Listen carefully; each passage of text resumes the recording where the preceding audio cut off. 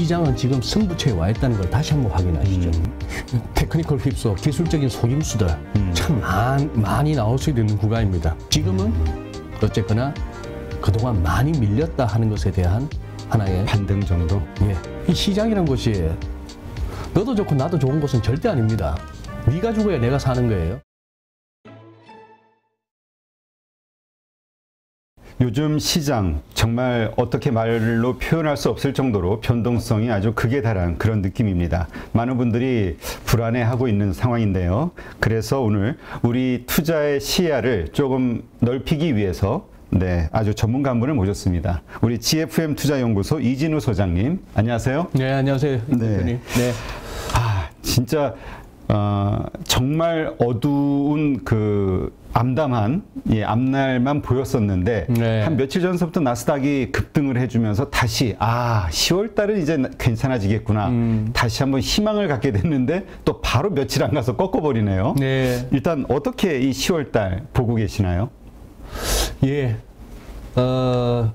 지금 이제 10월 5일 날 수요일 날 장 마감 후에 지금 이제 대표님하고 지금 이렇게 녹화를 하고 있습니다만 오늘만 하더라도 개장 초에 상당한 기대감이 있었거든요. 그렇죠.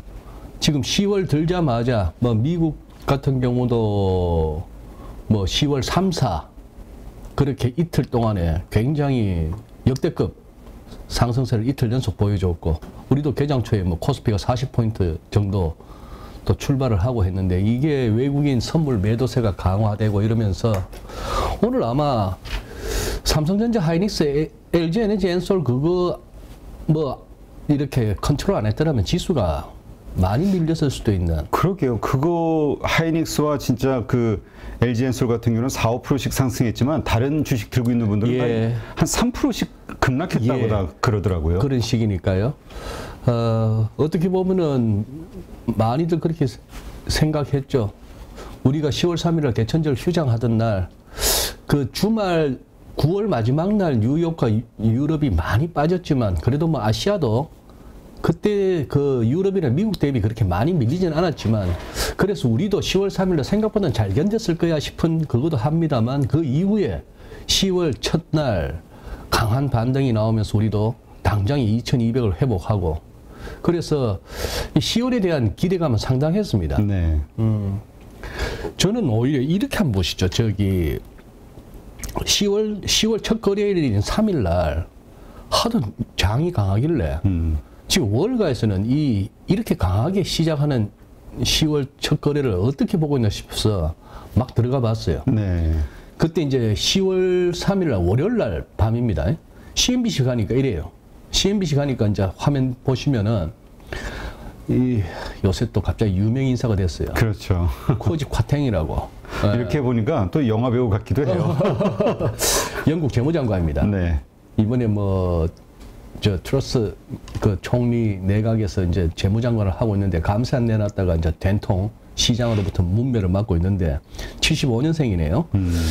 여기서 이제 영국이 그때 감세안을 철회한다고 했지만 우리가 철회라기보다는 그 고소득자, 고액 연봉자들에 대해서 45% 소득세율을 좀 낮추려고 했던 그 부분을 갖다가 없던 일로 한다 정도였던 그런 정도인데 우선 한번 흐름을 보시면은 이 피봇이란 단어 주목하시고 요새 지난번 방송에서도 그때 대표님하고 얘기했습니다만 그때는 페드 피벗이었죠. 그렇죠. 페드가 이 긴축, 뭐 금리 인상, 양적 긴축 이렇게 막 쪼는 돈줄 쪼는 여기서 조금 돌아서는 거. 이걸 갖다가 피벗이라 했고 대표님 그때 농구도 비유하시고 했지만 이 감세안에서 이제 철회하는 이것이 이 마켓의 이 시장 혼란을 갖다가 잠재우기에는 충분하지 않을 것 같다 뭐 이런 얘기였죠. 우크라이나 얘기 나오고 있고 뭐 우크라이나가 조금 이렇게 빼앗긴 땅을 갖다 조금씩 회복해 나간다 뭐 이런 얘기고 크레딧 스위스 요새 뭐 다들 우리 시청자 여러분들도 아실 거고 그리고 마켓워치는 어떡하나 싶었더니 이런 식으로 달고 있습니다. 다우가 600포인트 막 급등을 하고 있는데 After brutal September 아주 끔찍했던 참혹했던 9월 이후에 이유는 없죠. 그냥 9월 이후에 올라가고 있다는 얘기입니다. 이 표현도 재밌네요. 베어마켓은 아직까지 끝나지 않았을 수도 있다. 그러나 기업 내부자들은 기업계 내부자들은 마치 그런 것처럼 행동한다 이렇게 나오고 뭐 시티가 S&P 500 타겟을 갖다가 낮췄다 하는데 최근 들어서 이 타겟 낮추는 데는 많이 나오고 있습니다. 모처럼 여기도 한번 들어가 봤어요. 야후 파이낸스도 그랬더니만 대문짝만하게 쓰긴 썼습니다. 자, 그냥 10월 첫 거래일 날 똑같네요. Out of brutal September. 끔찍했던 9월을 벗어나면서 그 10월이라는 그 밖에는 이유를 못 찾는 거예요. 월가가. 그렇게 찾고 있고 이 표현도 재밌죠. 영국의 트러스 총리가 humiliating U-turn입니다. 아주 굴욕적인 U-turn을 했다는 것이죠. 네. 그런 식이고 크레딧 스위스는 어디서나 크레딧 스위스 얘기가 자꾸 이제 그렇죠. 언급되는 그런 상황인데 그러면 왜 9월하고 10월이 왜 다른데 하는 부분이 궁금하죠. 요 슬라이드 보시죠. 요거는 제가 저기 월스트리트나우의 김현석 기자 기사에서 인용합니다. 다우지수의 평균입니다. 그런데 시즈널리티, 계절성이에요. 그러니 그 달에 몇 % 지수가 다우가 올랐느냐 그 얘기를 갖다 하고 있습니다. 과거 평균적으로. 이 오렌지 색깔은 그냥 일반적인 평균이고 요 짙은 파란색은 중간 선거 있는 해. 네. 금년 같은 경우죠. 그렇게 봤더니 전통적으로 5월은 안 좋았네요. 우리 왜 sell in May, 그렇죠. 5월에는 그런 팔아라 말이 이런 있죠. 시장 격은 많이 얘기했잖아요. 또 9월도 전통적으로 안 좋았던 거. 네. 그래서 우리 9월 시작하기 전에 9월은 조금 으스스한데 얘기했죠.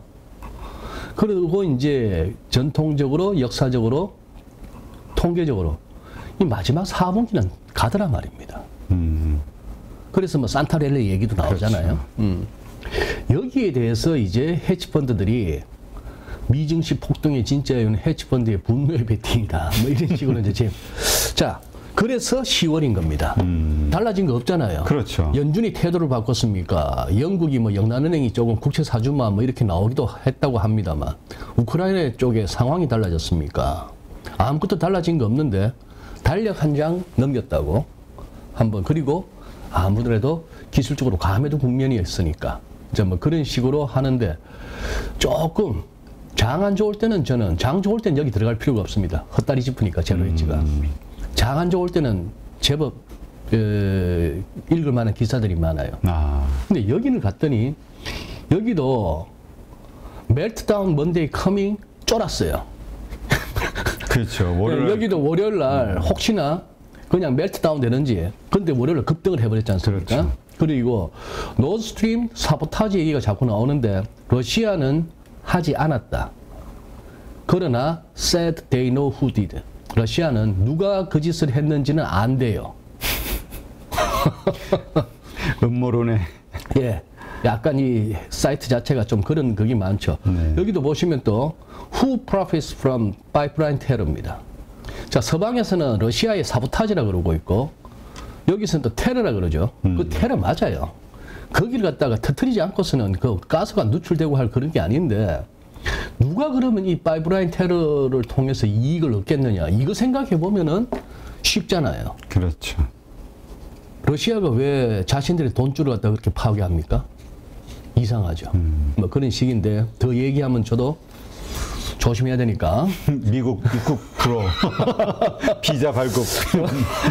미국 갈 일도 가끔 생기는데. 네. 그리고 나서 이제 데이터 이번 주 의외로 중요한데 네. 특히 이제 금요일 날 고용 지표가 더 중요해졌습니다. 그런 상황입니다. 그런 상황인데 우선 좀 노드스트림 조금 보시죠. 그때 9월 28일, 9월 29일 그 무렵에 이건 독일 공영방송 DW인데요. 자, 이렇게 얘기해요. 사보타지가 의심된다. 가스 파이프라인 리스. 이 사보타지라는 표현 자체에서 결국은 러시아가 이렇게 했을 것이다라는 어떤 서구 주류 언론들의 어떤 몰아가는 분위기예요.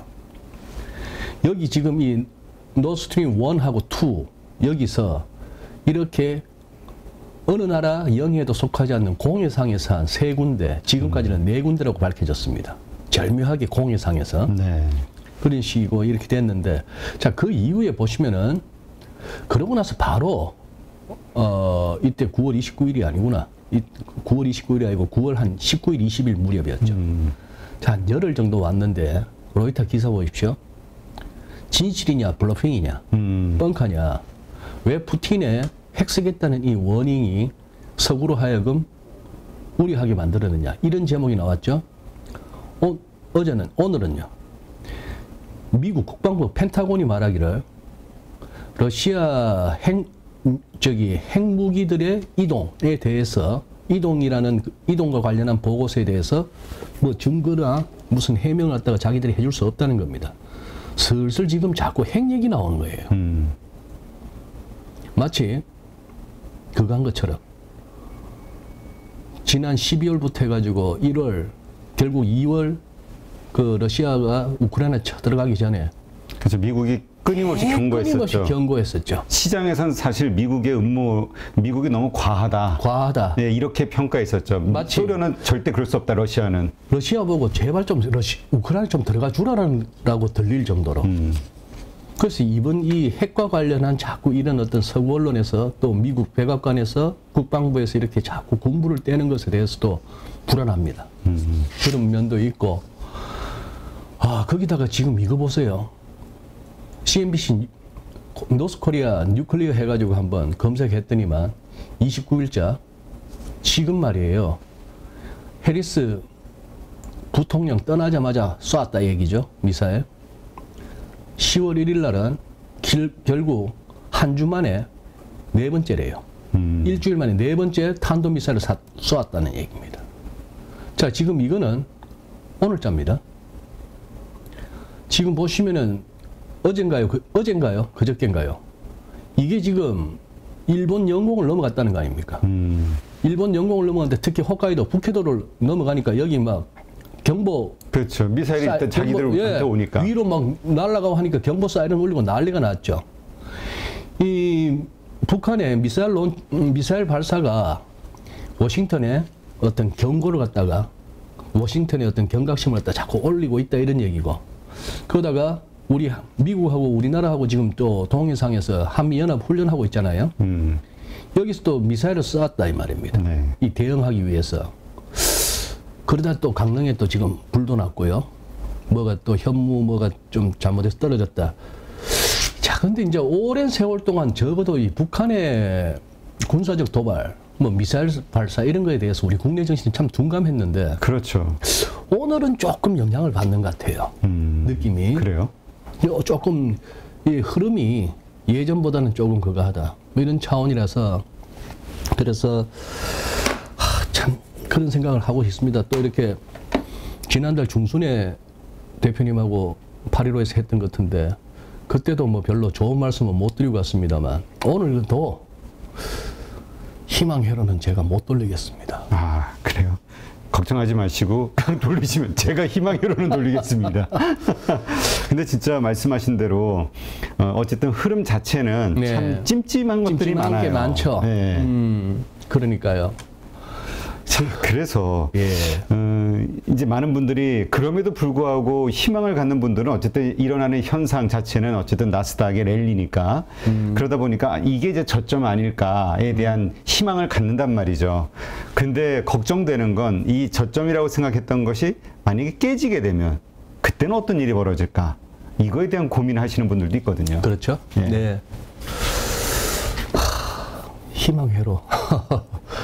어떻게 보면은 작년 여름부터 한 1년 남짓 동안에 대한민국 정시나 이 뭐 매체에서 희망 회로를 돌렸던 사람들은 다 승진도 하고 돈도 벌고 뭐 유명해지고 뭐 매체들은 매체들대로 성공하고 했는데 희망회로 돌린 사람들은 성공했는데 그 희망회로를 믿거나 거기에 어느 정도 따라한 실제 돈 태운 투자자들은 계속 희망이 들고 있습니다.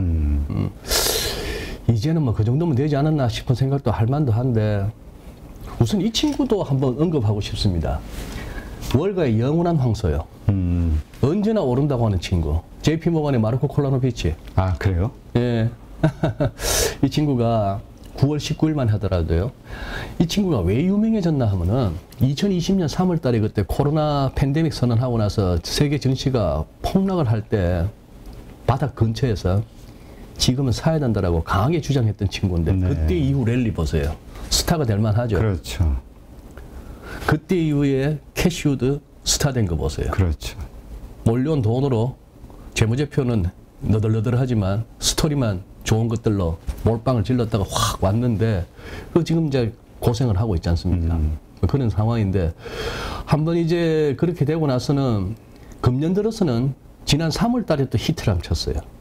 우크라이나 침공도 있고 한 그 와중에 3월 달에 이제 연준이 막상 금리를 올리기 시작할 그 무렵인데 괜찮아 라고 했다가 3월 달에 인상적인 상승이 나왔거든요. 네. 역시 콜라노비치 했는데 그 이후에 자빠지고 할 때마다 계속 롱을 주장했던 선수입니다.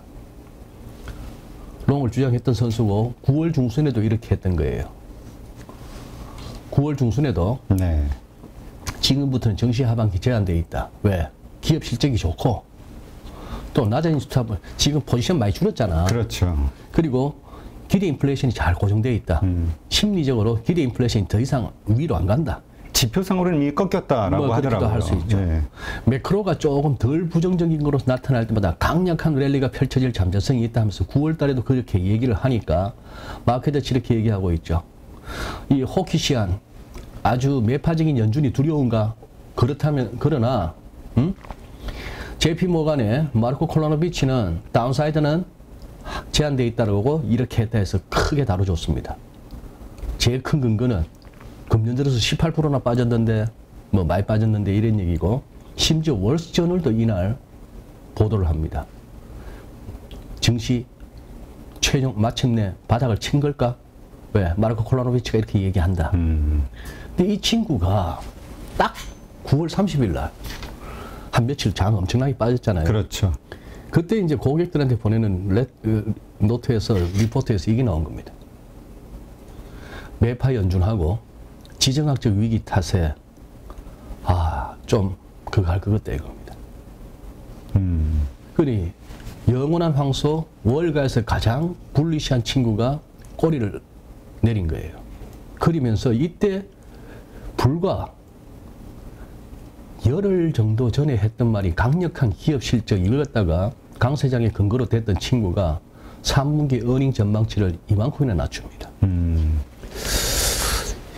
이거는 또 역설적으로 보면은 콜라노비치까지 저렇게 했으면 이거 진짜 바닥 아니야라는 그 약세론자가 강세론자가 되고 강세론자가 약세론자가 될 때가 변곡점이다 이런 얘기 변곡점이다 이런 얘기도 있으니까 그런 희망을 또 가져볼 만한 뭐 뉴스이긴 합니다만 재료이긴 합니다만 어쨌거나 이 친구도 지금 쫄고 있다는 말입니다. 천하의 마르코 콜라노비치도 쫄고 있다 그런 상황인데 대표님 말씀하신 그 부분 한번 보시죠. 자 그러면은 지금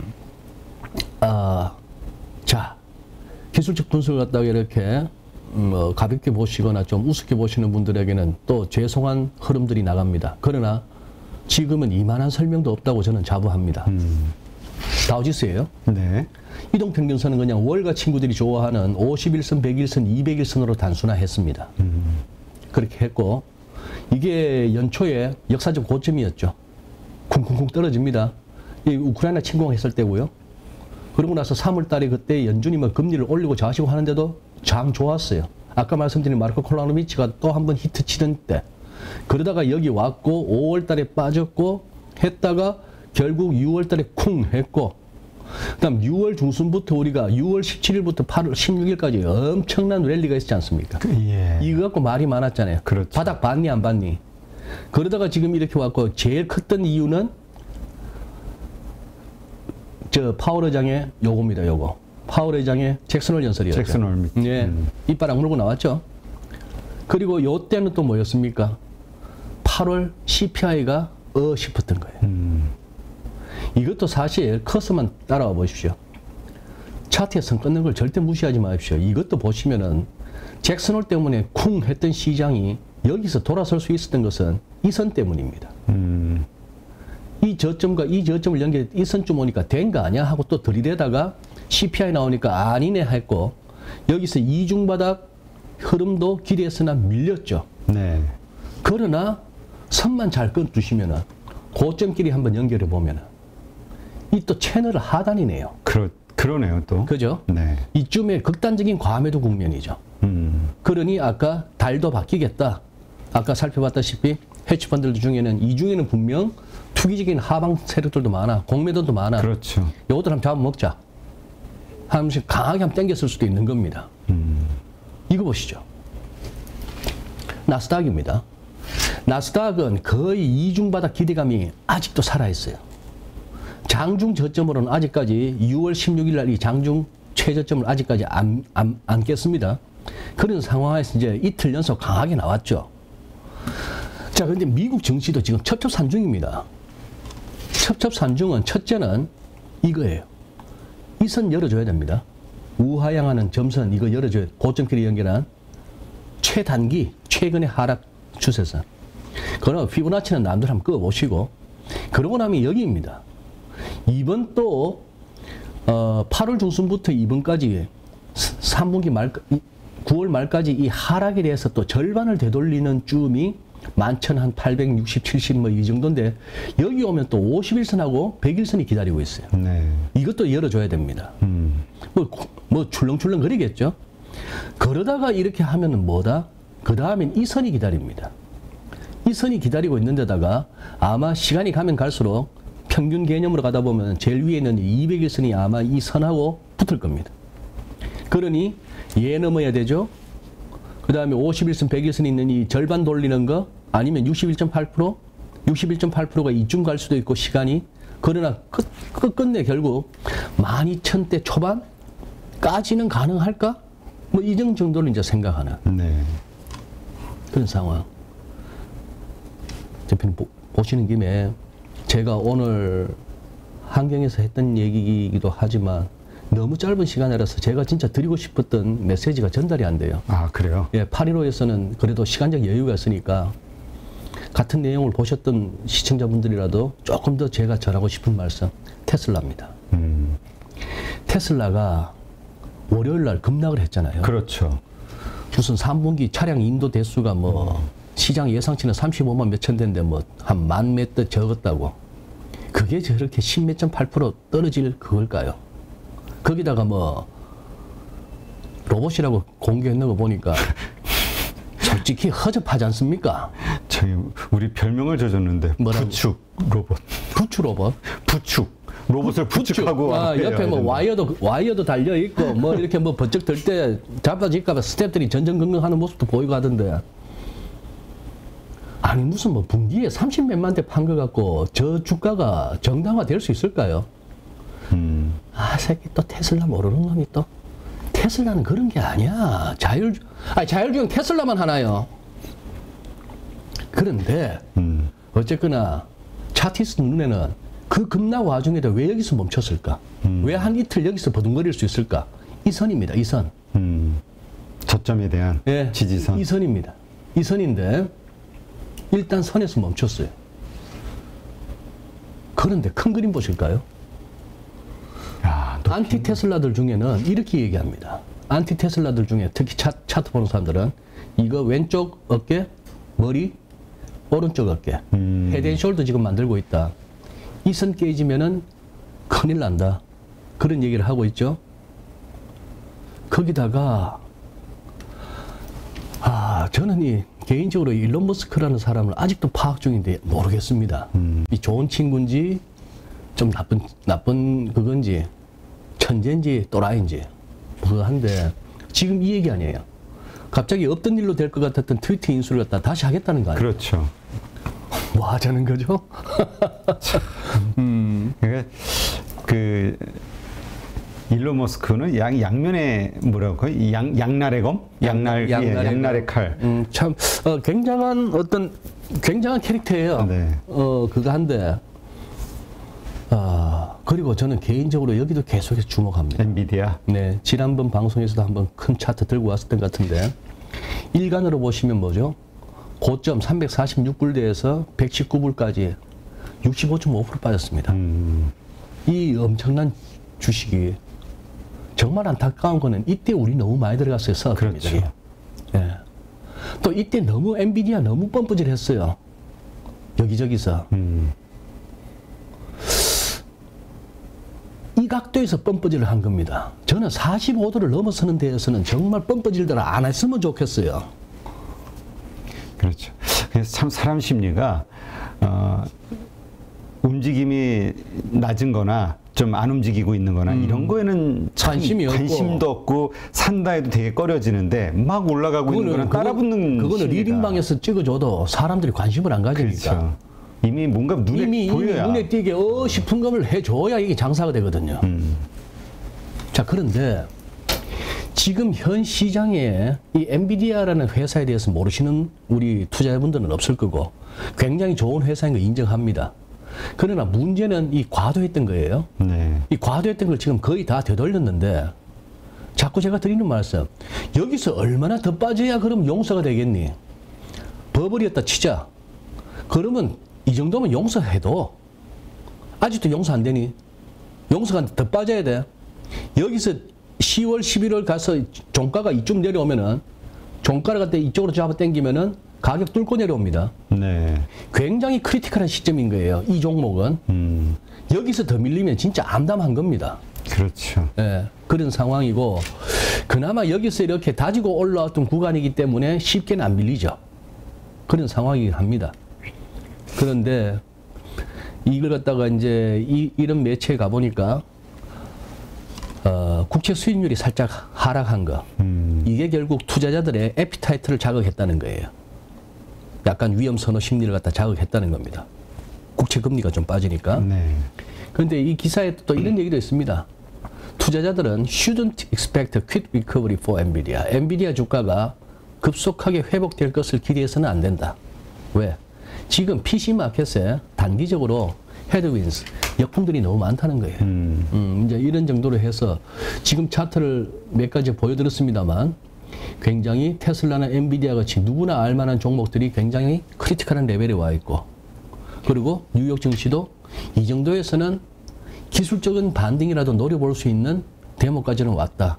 그런데 좀 전에 보니까 국채 수익률이 자꾸 중요하다라고 얘기들 한다. 이런 정도입니다. 그러니까 지금 위로도 아래로도 지금 뭔가 크게 열릴 수 있는 네. 변곡점. 근데 과연 방향이 어디로 갈 것이냐. 이걸 이제 아무도 모르겠다 이거죠. 다 가능성이 있다는. 그러다 보니 지금 늘 말씀드리다시피 거의 절반과 절반이 부딪히는 것이 시장 아닙니까? 그렇죠. 그동안에는 8월 중순부터 9월 말까지 한 달 반 정도는 이 곰들이 아주 셌던 거예요. 곰들이 셌던 거고 그 와중에 우리는 어쩔 수 없이 견디기 힘든 매물들, 신용, 미수 질렀던, 레버리지 썼던 쪽에서 그렇게 하는 거고 지금 또 이렇게 상방을 아까 헤지펀드가 상방으로 배팅을 했다 한 또 무슨 속셈이 있을까요?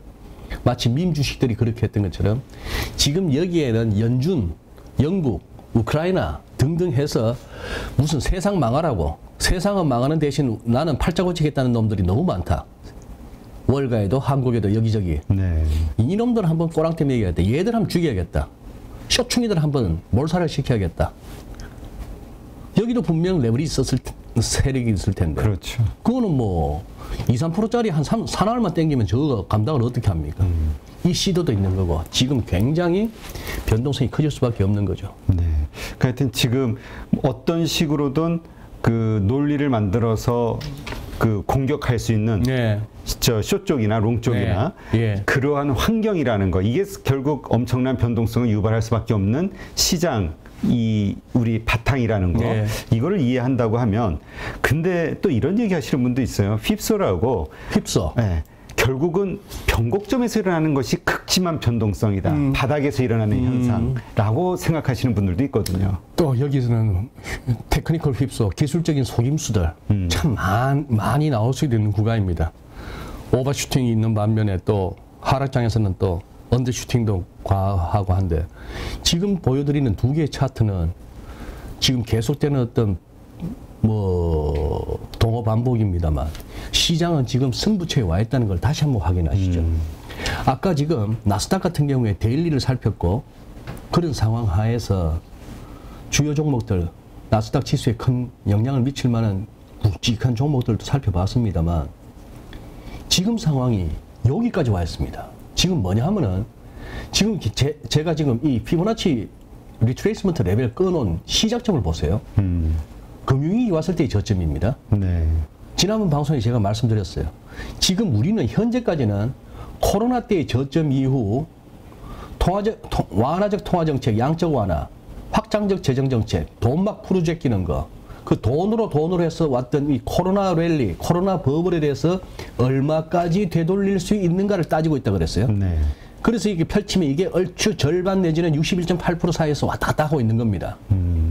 그런데 그때도 말씀드렸다시피 지금 이걸 갖다가 코로나 거품에 대해서만 돌리는 것이 아니라 2008년 이후 전 세계 연준, BOJ, ECB 뭐 할 것 없이 인민은행 할 것 없이 모두가 금리를 낮추다 제로금리 그리고 양적 완화 그런 식으로 하다가 조금 이제 돌려볼까 했던 게 이 무렵이었고 처음으로 테이프 텐트럼 나왔던 게 2013년이고 뭐 그때부터도 했다가 파월이 금리 한번 올려보겠다고 하다가 또 장 무르니고 하니까 아니야 하고 또 금리 인하하고 양적 완화 다시 하면서 공색하게 이거는 not QE야 뭐 이런 소리도 했고 QE 아니야 이러기도 하다가 결국 코로나 두드려 맞고 나서 이 기간 동안에 4조 연준만 봤을 때 4조를 풀었던 걸 요 짧은 기간에 또 4조를 풀었습니다.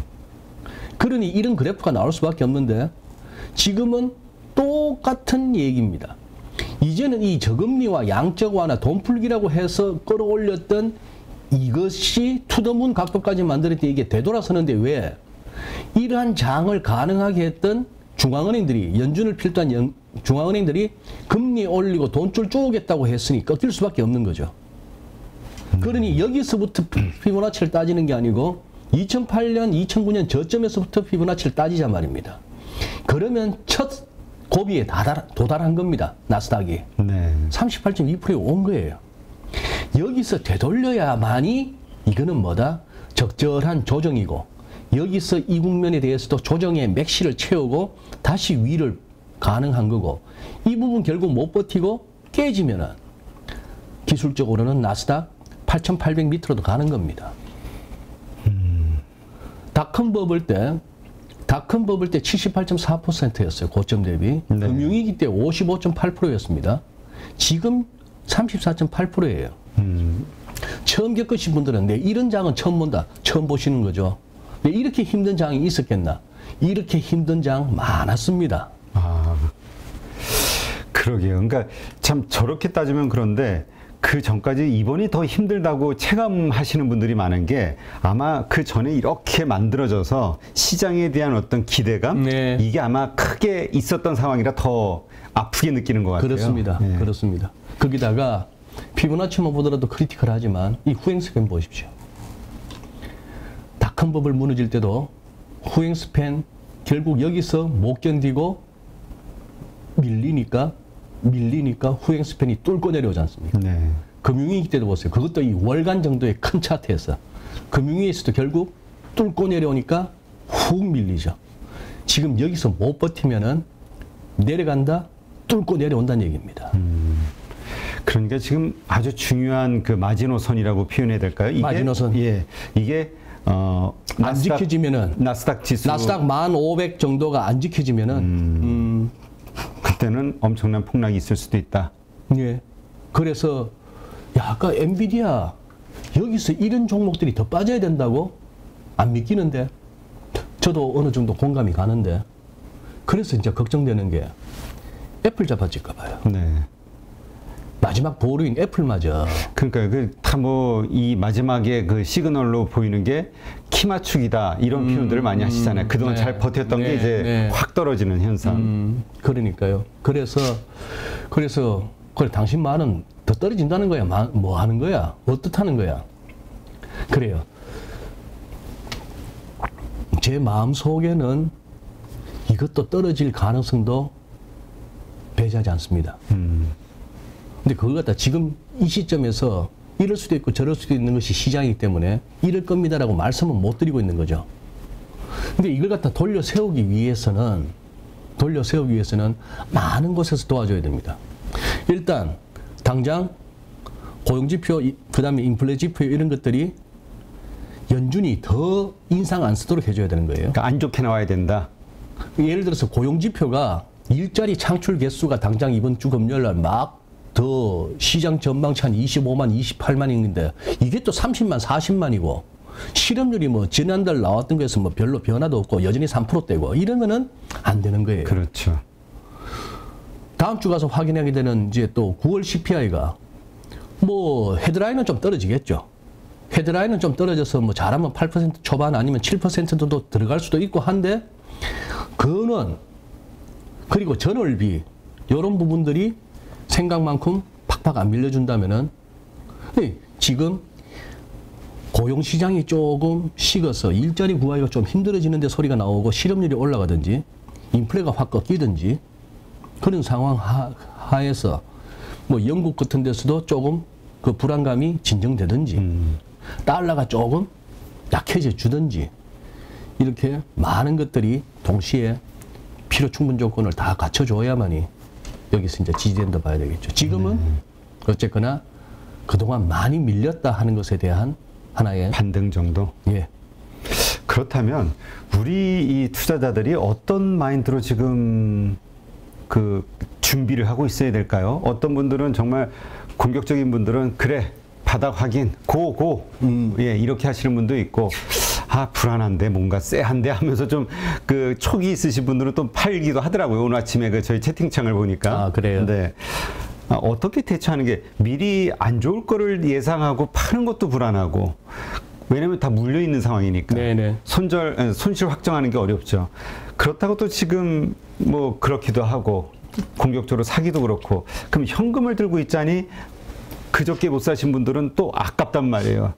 이 현금이 있을 때 지금은 질러야 되는 구간인데 라고 생각하시는 분들도 많이 있으니까 어떻게 우리가 이 현명한 그 대응 방법을 고민해 볼 수 있을까요?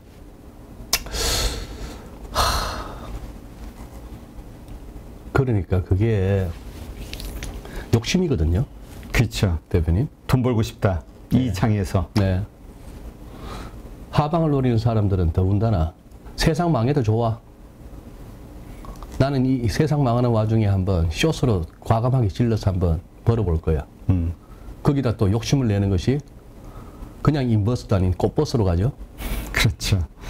미수, 신용, 뭐 레버리지 2배, 4배 쓰는 사람만 욕할 게 아니고 하방으로도 꽃버스 하고 뭐 몇 배짜리 하는 사람들 마찬가지예요. 이 시장이라는 것이 너도 좋고 나도 좋은 것은 절대 아닙니다. 네가 죽어야 내가 사는 거예요. 네 주머니에 있는 걸 내한테 갖고 오는 것이지 이게 땅 파서 나오는 돈이 절대 아닌 겁니다. 영국 금융시장의 혼란상도 감세 다 좋은데 감세해주면서 그래도 여기저기 무슨 뭐 에너지 보조금도 나가고 뭐도 하고 한다는데 그 돈은 그럼 땅 파서 나오냐 이거예요. 그렇죠. 결국 또 적자국채 발행해서 적자국채 발행하면서 국채 발행해서 시중 돈 빨아들이겠니? 그것도 영란하게 또 파운드 또 펑펑 찍어서 사줄 거 아니야.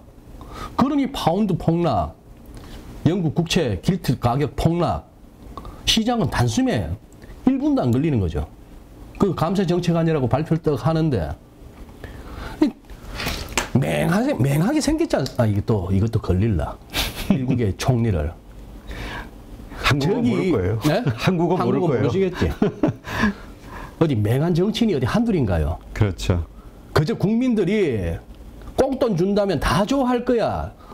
그 정도 세월 몇 년 전까지는 통했는지 모르겠습니다만 이제는 아닙니다.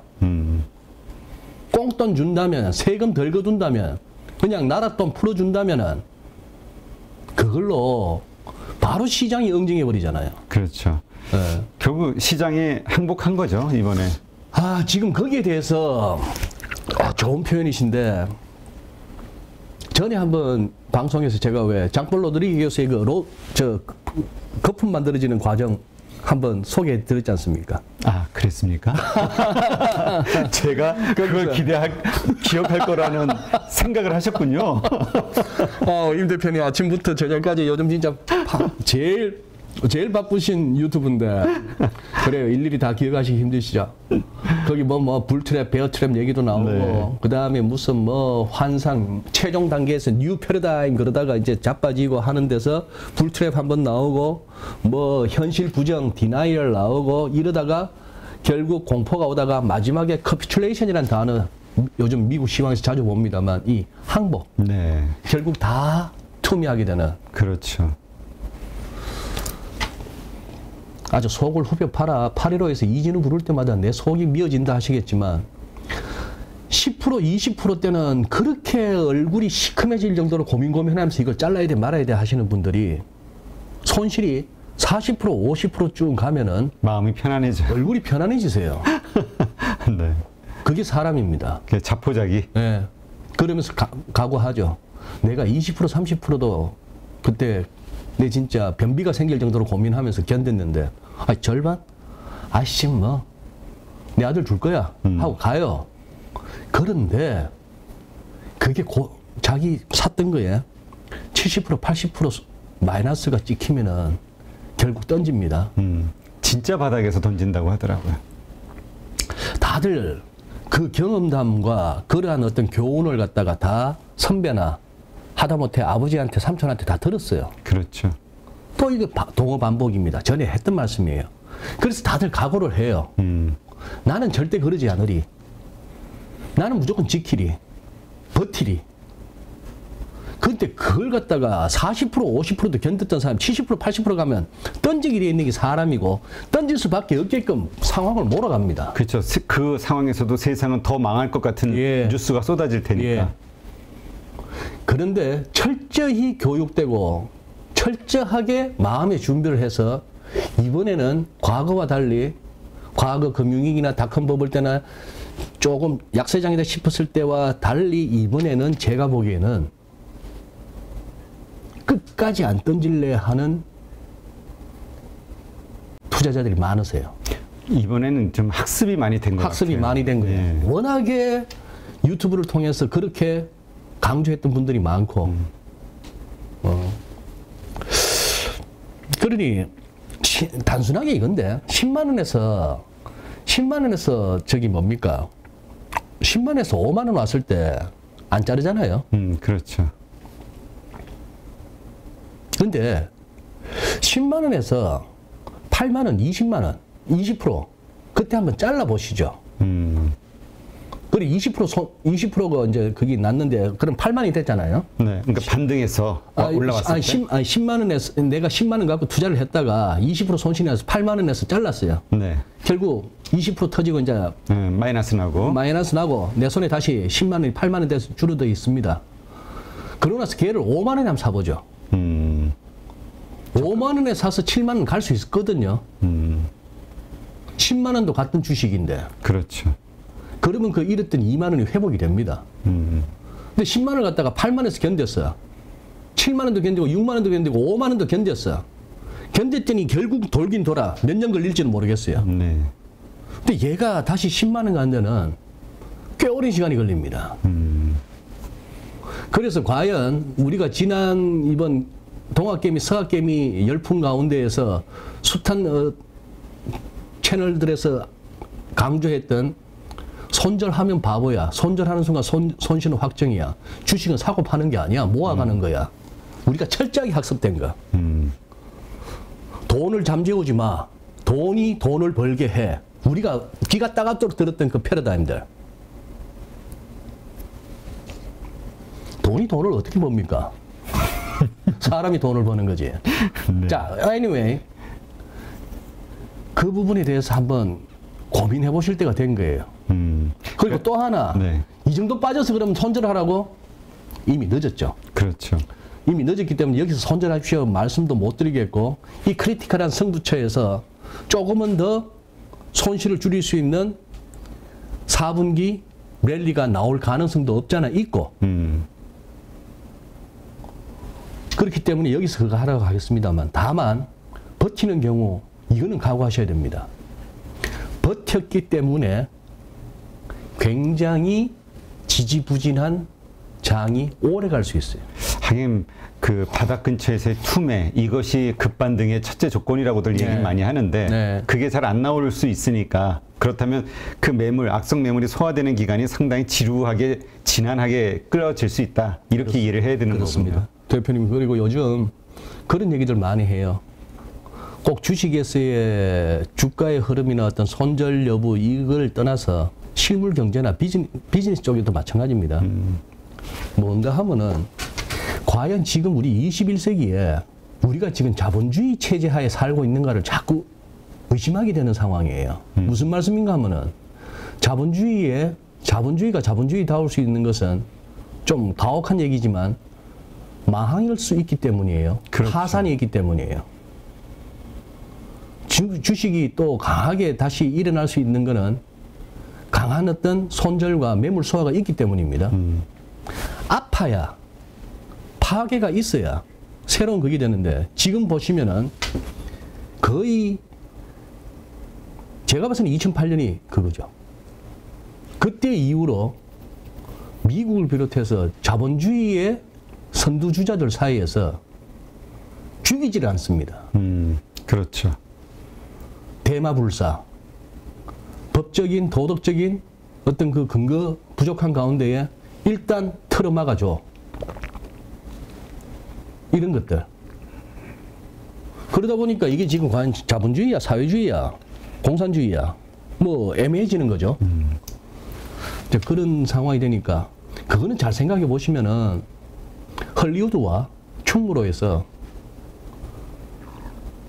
미래를 가르쳐 주는 게 영화 같아요. 그렇죠. 우리 어릴 때 007 영화에서 봤던 것들이 다 현실화 되잖아요. 그렇죠. 그죠? 와, 저런 세상이 올까 싶은데. SF 영화에서 봤던 것들이 이제 곧 터미네이터 시대가 오지 않을까요? 우리가 아까 테슬라 로봇을 갖고 막 좀 길어 보이긴 합니다. 그 일단 테슬라 로봇을 갖고 뭐 우리가 좀 폄하를 했습니다만 로봇캅 같은 게 곧 오지 않을까요? 네. 뭐 메타버스니 뭐 이렇게 얘기를 하는데 우리가 소로게이트에서 봤던 그 다 늙은 그 브루스 윌리스가 이렇게 누워서 뭐 하나 덮어 쓰고 있으니까 팽팽한 그 젊은 브루스 윌리스가 날아다니지 않습니까? 네. 그런 세상 곧 올 것 같지 않은가요? 조만간에 저 무슨 위성 저 뭡니까? 대기권 넘어가서 큼지막한 우주 정거장 도시를 만들어서 지구상의 최상위 한 1% 정도의 인구만 그쪽으로 건너가는 그런 영화들도 있었지 않습니까? 그렇죠. 마찬가지로 뭔가를 제시하는데 저기 헐리우드하고 월가 우리 충무로 할 것 없이 한 2000년대 초반부터 이놈의 좀비가 득세를 합니다. 기업들. 영화가. 영화. 영화 중에 좀비 영화가 얼마나 득세를 합니까? 예, 이것도 좀 생각해 볼 필요가 있는 거죠. 안 죽으면은 괴로운 상황이 오래 가는 거죠. 그렇죠. 예. 하여튼 그런 말씀하신 여러 가지 총체적인 어려움들이 있다는 거, 현실적 상황의 네. 어려움. 그러나 또 그 가운데서도 그렇다고 또 하방으로만 볼 수 없는 또 징표들도 있으니. 네. 그러니까 지금은 우리가 정말 긴장하고 역시 지난달에 이어서 눈치 보기 장세를 잘 해야 되는 거 아닌가 이런 생각이 드는데요. 네, 그렇습니다. 그래서 방향이 어느 딱 쏠리는 것이 보여지는 그 순간 빠른 결정이 필요한. 오늘 뭐 영국 얘기도 좀 다룰까 싶었습니다만 요 정도로 한번 마무리를 하시죠. 네. 대표님. 이게 지금 우리 9월 30일 날 코스피 주간 차트입니다. 네. 저 친구는 맨날 저것만 꺾냐. 아니, 무시하지 마시라니까요. 이거만한 지금 분석 툴이 없습니다. 아니, 그렇다고 무슨 뭐 지표를 안 봅니까? 무슨 세상 돌아가는 얘기를 안 합니까? 그러나 최종적으로 레벨을 갖다가 살피는 데 있어서는 이만한 접근법이 없다는 얘기죠. 네. 코로나 때 이만큼 올라왔고 올라온 거에 대해서 처음 기술적 조정이라 할 만한 레벨이 2800 한 70, 80 요 부분에서 좀 걸리죠, 시간이. 네. 그러다 쿵 내려왔을 때 2600에서 우리 얼마나 버텼습니까? 그렇죠. 저기가 바닥이다라고 여기가 얘기했었죠. 바닥이라 했고 여기서 또 장사치들이 많이 했고 저는 여기서 하다가 요 무렵 가가지고 막 반등 좀 나와도 되겠어요 하다가 바로 그 얘기가 나와서 며칠 만에 훅 빠지는 바람에 쟤도 똑같네 소리 들었습니다만 여기 2600 38.2%예요. 이 절반을 갖다가 여기서 버티지를 못하고 이랬기 때문에 그리고 조정이라는 것은 어지간하면 38.2나 50 없습니다. 어지간하면 61.8이에요. 그래서 2150 내지 60이라고 봤던 거예요. 네. 여기는 와야 되는 거고 이걸 갖다 지난주 우리 확인했잖아요. 그렇죠. 그러니까 10월 3일 개천절 잘 넘겼고 쉬는 바람에 어제 단숨에 2200을 넘어섰죠. 그 정도가 가능했던 그 기술적 근거입니다. 네. 그런데 이거부터 넘어줘야죠. 이걸 넘어줘야 되는 겁니다. 위로 갈 때 투더문하고 아래로 올 때 폭포 떨어지는 것처럼 이렇게 45도가 아닌 이런 식으로 올 때는 어지간한 HTS에 있는 볼린저 밴드를 한번 씌워 보십시오. 볼린저 밴드를 씌워보면 이번에도 볼린저 밴드 하단을 갖다가 벗어났음에도 불구하고 한 사나흘 더 밀리는 극도의 공포스러운 장이었어요. 그러나 결국 들어오긴 들어옵니다. 네. 들어오는데 일단은 2300에 앞서서 요 갭부터 채워야 됩니다. 2285포인트인데 그래 되면 아마 얘하고 부딪힐 거예요. 볼린저 밴드의 중간선하고 부딪힐 겁니다. 그때쯤 가면은 이 MACD 오실레이터가 키가 작아지다가 마이너스에서 플러스로 돌까 말까 하는 굉장히 크리티컬한 시점이 옵니다. 거기가 또 승부처예요. 아마 그때쯤에는 미국 CPI가 말을 할지 모릅니다. 네. 더 가도 돼. 아니야, 여기까지야. 코스닥 보세요. 왜 지난주 661까지 갔느냐.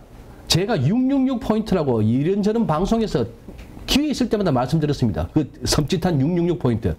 이때 우리 이래도 666, 저래도 666 갔다가 몇 년을 보냈어요.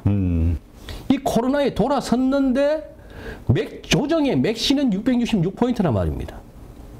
이걸 우리 지난주 봤단 말입니다. 네. 그러니까 이제 버티고 있는 중인데 이게 깨지면은 그런 상황이고 환율 어쨌거나 달러가 그리고 얘도 불안하고요. 크레딧 스위스하고 도이치 CS. 이거는 거의 뭐 망한 회사 아니면 이럴 수가 있습니까? 차트가. 네, 저게 주가 차트죠. 예, 주가 차트입니다. 크레딧 스위스고 도이치인데 또 대마불사 또 국유화 하려나요? 또 좀비 대열에 또 이제 손님 또 오는 거죠. 어서와 처음이지 하면서 또 이제 들어가면 신고식 해야 됩니다. 달러 살짝 이게 어떻게 보면 10월 초에 강한 랠리의 어떤 배경이기도 하죠. 조금 큰 그림 보시죠. 조금 큰 그림 보시면은 지난주 윗골이 달렸고 이번 주 사흘밖에 안 됐습니다만 많이 밀리고 있으니까 희망이 있어요. 달러 인덱스 지금 다시 110m로 흘러내릴 분위기인데 일단 108을 주목합니다. 108까지 가줄라나? 이 사이에 어느 정도 반등이 가능할까 증시는? 우리는 달러원은 여기가 1385원입니다. 이 기준선이. 그런 상황이 지금 어느 정도 단기적으로 대응하시는 분들에게는 좀 지침이 될 만한 환율입니다. 네. 네. 근데 이런 것들을 바탕으로 우리가 아직은 경각심을 가지고, 네. 네. 그렇다고 아직 너무 비관적이 될 필요도 없고, 그걸 잘 지켜보면서 늘 대응할 수밖에 없습니다. 제가 이렇게 또 방송이나 유튜브에서 이렇게 뭐 실시간 채팅창을 보든지 댓글을 보다 보면은 그런 분들이 많으세요. 저 패널은 지난번에 한 달 전에 뭐 작년에 이렇게 얘기했던 사람인데 라고 이제 기억하셨다고 하시는 분들이 있는데 작년에 한 달 전에 두 달 전에 뭐라고 얘기했다가 지금 와서 말 바꾸는 것 같다가 그렇게 비난하실 수는 없는 겁니다. 내가 한 달 전에 반년 전에 이렇게 얘기했다고 상황이 바뀌어졌는데도 계속 고소한다는 것은 어리석은 거죠. 그치. 시장은 늘 변하는 것이고 그 변하는 것에 따라서 전망과 뷰도 달라지는 겁니다. 네. 늘 틀리면 문제가 있죠.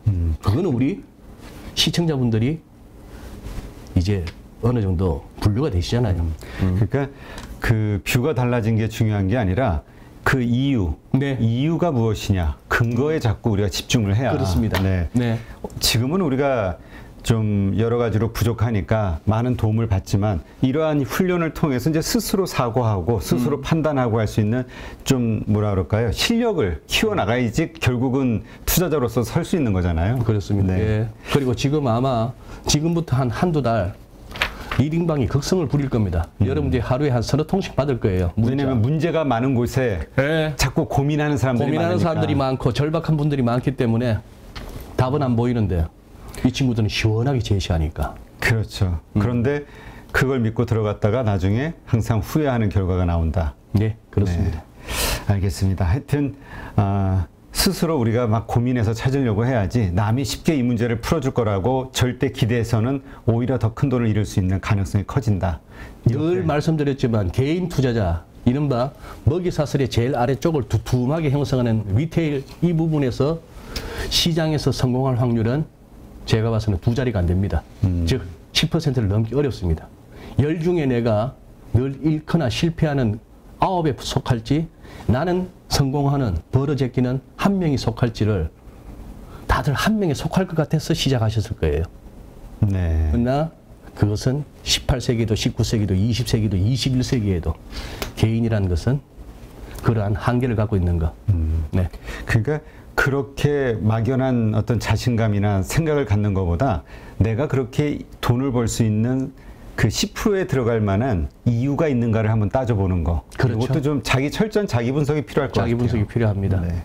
그리고 왜 나보다 더 돈도 많고 나보다 더 경험도 많은 사람들이 왜 여기서 그냥 은행이나 조금 뭐 특판 상품 같은 저는 예금이나 적금을 하지? 또 생각해 보시죠.